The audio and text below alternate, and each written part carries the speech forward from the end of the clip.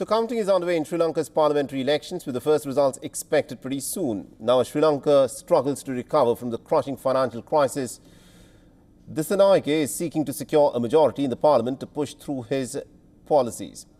The counting began soon after polling ended at 4 p.m. local time. A clear picture is expected to emerge by Friday morning. The Election Commission said that voter turnout was recorded at nearly about 65%. The parliamentary election process has certain special provisions. Of the total 225 seats in the parliament, Sri Lankans voted directly for 196 seats. For the remaining 29 seats, political parties elect lawmakers on the basis of the national vote percentage of every party. A party needs 113 seats to reach the majority. And these elections will determine whether or not the island nation wants to further empower its new president, Anura Dissanayake. Dissanayake, remember, needs a clear majority in the parliament to be able to push through the crucial economic reforms, including the budget.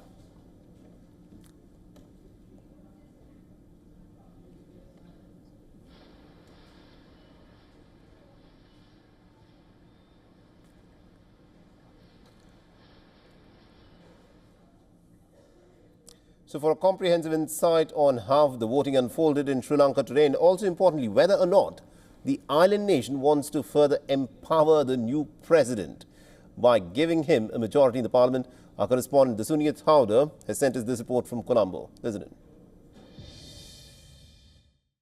Counting of ballots for Sri Lanka's general election are currently underway, and I am near one of the counting centres here in Sri Lanka, which is the Royal College of Colombo.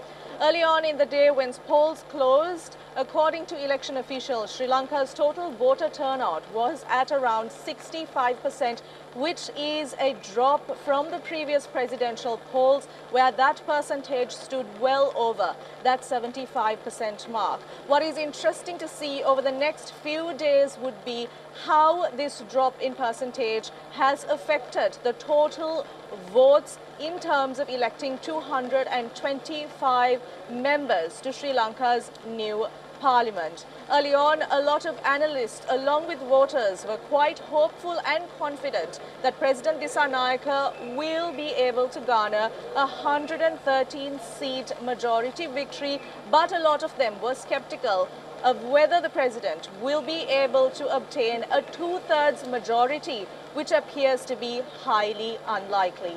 For all the latest news, download the WION app and subscribe to our YouTube channel.